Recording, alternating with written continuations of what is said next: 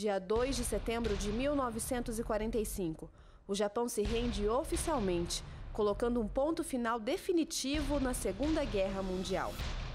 Há 70 anos se encerrava o conflito mais sanguinário e destrutivo da história da humanidade. Mais de 50 milhões de mortos, 27 milhões de soldados e 25 milhões de civis. Entre eles, quase 6 milhões de judeus vitimados pelo Holocausto e mais de 28 milhões de mutilados. A Segunda Guerra Mundial, na verdade, ela é uma consequência, segundo o historiador inglês Eric Hobsbawm, uma consequência, um desdobramento da Primeira, especialmente por causa do Tratado de Versalhes de 1919, que dentre os seus vários itens, né, de acordo de paz, proporcionou no futuro que a Alemanha desenvolvesse um espírito de revanche, porque a Alemanha acabou sendo, digamos, sendo considerada culpada, a grande causadora da Primeira Guerra Mundial. Outro fator determinante para o desenrolar da Segunda Guerra é a grande crise econômica de 1929. Em 29, você tem uma grande crise econômica. E essa grande crise econômica tem um impacto muito grande, devastador. As populações perdem a confiança nas democracias. A crise de 29 e a derrota da Alemanha na Primeira Guerra Mundial transformam a economia do país. A inflação chega a 1000%, o índice de desemprego é alto e o orgulho da nação está ferido pelo Tratado de Versalhes.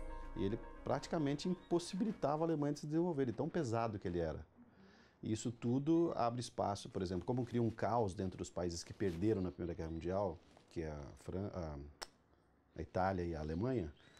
Isso abre espaço para governos ditadores, super centralizadores, quando os totalitarismos surgiram. Sempre que qualquer sociedade passa por esse tipo de momento, as pessoas arriscam buscar governos ditatoriais. A humilhação da derrota e as dívidas altíssimas impulsionam a crise. E nessa fase, os discursos radicais ganham força. E nasce então o nazismo. E Adolf Hitler, o personagem mais conhecido da Segunda Guerra Mundial, começa a se destacar.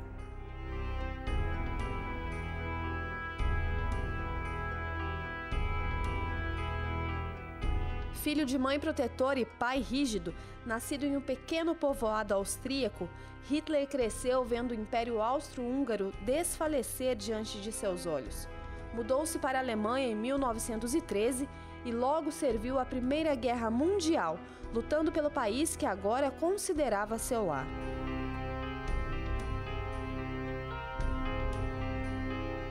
Dotado de ideais divergentes, lançou o povo alemão em uma paranoia coletiva, sustentou que os judeus eram uma ameaça e julgava que as diversidades étnicas e linguísticas poderiam enfraquecer o país. E o único povo digno de uma Alemanha próspera eram os arianos. Foi um personagem extremamente retórico e carismático. Ele falava de tal forma que as pessoas ouviam. E dentro desse contexto de trauma, de revanchismo, de desespero, de suicídios, então surgiu essa ideologia que num contexto que também estava sendo dominado pelos socialistas ou pelos ídolos comunistas, acabou sendo um contraponto naquele momento. Então, o nazista era aquele que pela força e por uma ideologia torpe, tentaria, sempre às avessas, restaurar a ordem e o direito do país. Com Hitler no comando, a Alemanha e os países do eixo, Itália e Japão, avançavam. De 1939 a 1941, sua força é destruidora e a Alemanha parecia imbatível. O cenário só começa a mudar quando o Japão ataca a base naval de Pearl Harbor, no Havaí, em 7 de dezembro de 1941, e marca a entrada oficial dos Estados Unidos no conflito. O que vai fazer isso virar? É o ataque a Pearl Harbor em 7 de dezembro de 1941, quando os japoneses atacam os Estados Unidos, e aí os Estados Unidos entram na guerra. E uma coisa muito interessante que se fala é que os próprios japoneses falam que acordaram, né, um gigante adormecido. E é verdade, né? Porque a indústria bélica dos Estados Unidos era capaz de fabricar mais avião do que era derrubado por dia, eles conseguiam fazer ficar pronto por dia.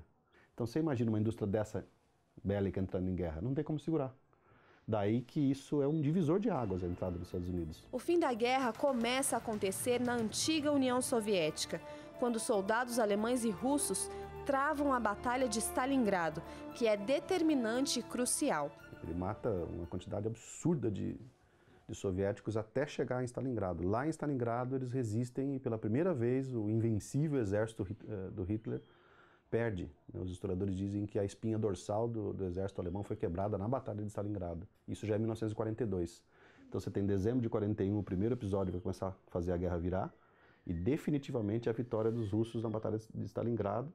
E aí os russos reagem e vêm empurrando, né, os alemães de volta até dentro da Alemanha. Nesse momento, percebendo da fragilidade, os ingleses e franceses acabam promovendo também uma reação. Um dos resultados da Batalha de Stalingrado é o Dia D, onde as forças aliadas iniciam a Operação Overlord e desembarcam na Normandia 350 mil homens que fizeram a Alemanha recuar.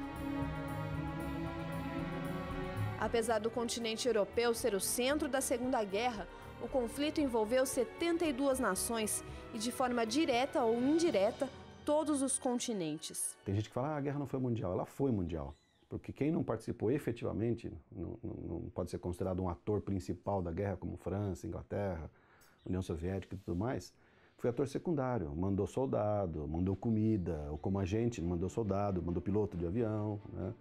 Mandou alimento. Então, realmente é uma guerra mundial. Comparada com a primeira, ela foi muito mais mundializada. Até 1941, o Brasil se manteve neutro no conflito. Mas em 1942, depois de sofrer ataques nazistas a navios que transportavam matéria-prima para os norte-americanos, o então presidente Getúlio Vargas reconhece que é preciso se posicionar e declara guerra contra o eixo. Os filhos desses A partir da entrada do Brasil na guerra, começam as proibições no país. Não era permitido ouvir rádio ou falar alemão. Foram construídos campos de concentração, onde os prisioneiros eram alemães, italianos e japoneses. Em média, os prisioneiros ficavam no cárcere de um dia para o outro, mas alguns, depois de detidos, só foram libertados após o término do conflito. Esses campos de concentração assumiram forma a partir de colônias penais agrícolas, outros a partir de adaptação de asilos, hospitais e cadeias. Foram construídos em todo o Brasil 16 campos de concentração e a cidade de Pindamonhangaba abriga um deles. Aqui, muitas pessoas foram presas pelo simples fato de serem alemãs, outras por serem simpatizantes ao nazismo e também espiões reconhecidos e suspeitos. Os presos de guerra eram tratados com as regras da Convenção de Genebra. Mas há relatos da Cruz Vermelha, que prestava assistência na época, de que alguns detentos se queixavam por ter que usar o uniforme de outros prisioneiros e terem seus horários livres reduzidos. Em alguns campos também eram forçados a trabalhar e os que se recusavam eram trancados, ameaçados e submetidos a torturas. Além das mudanças dentro do território brasileiro, foram preparados 25 mil soldados brasileiros e enviados 5 escalões para o norte da Itália, que tomaram em 1945 o Monte Castelo, com o auxílio dos norte-americanos. O Brasil participou junto com o mundo, né, na defesa dos ideais democráticos e de liberdade, né, contra o nazifascismo, que era algo muito perigoso naquela época. Então se uniu a outras nações do mundo e participou ativamente, teve grande importância naquela oportunidade na história do mundo. Entre os 25 mil brasileiros que lutaram na Segunda Guerra Mundial estava o ex-combatente Arthur Mariano dos Santos, que hoje tem 94 anos e entre suas poucas lembranças estão as marcas do conflito. Por o regimento todo, batalhão, né? Que tempo é 3 batalhão completo. Era jovem, né? Era fortinho, né? Tudo animado e coisa. Era perneira, era botina, colote, né? Túnica fechadinha. A Alemanha nazista assinou os termos de rendição em 8 de maio de 1945, declarando assim o fim da guerra na Europa. No entanto, o Japão não havia se rendido oficialmente e havia ainda, por parte dos Estados Unidos, a mágoa do ataque japonês a Pearl Harbor. Então, na manhã de 6 de agosto de 1945, a primeira bomba atômica foi lançada sobre Hiroshima. 3 dias depois, em 9 de agosto, foi lançada outra sobre Nagasaki. Nós somos capazes agora de desenvolver uma arma que é capaz de destruir o mundo. Naquela época, 2 cidades foram destruídas imediatamente. Mas desde aquela época, o que nós temos em matéria de bombas atômicas, não só em termos de cada bomba atômica ser capaz de destruir muito mais do que aquelas empregadas em Nagasaki e Hiroshima, mas a quantidade, o arsenal nuclear que existe no mundo é capaz de acabar com a Terra muitas vezes. As bombas atômicas mataram milhares de pessoas e transformaram as cidades de Hiroshima e Nagasaki em um cemitério a céu aberto. E a nuvem de fumaça selava o mais sangrento conflito de toda a história da humanidade. O fim da guerra era um cenário digno de dor e incertezas. As lutas territoriais, as diferenças étnicas e ideologias políticas se tornaram mais importantes do que a vida humana. O ser humano teve o seu maior conflito bárbaro da história. O ser humano ficou desvalorizado, né? Porque questões políticas e econômicas ficaram acima do próprio ser humano. O conflito deixa como legado cidades destruídas, pessoas sem esperança, necessidade de reconstrução e o homem se esbarrando em seus extremos, sua força e sua fraqueza. O ser humano percebeu simultaneamente o seu poderio e ao mesmo tempo a sua fraqueza. A Segunda Guerra Mundial levou ao início de um novo período na história. Novos conflitos, novas alianças e novas organizações.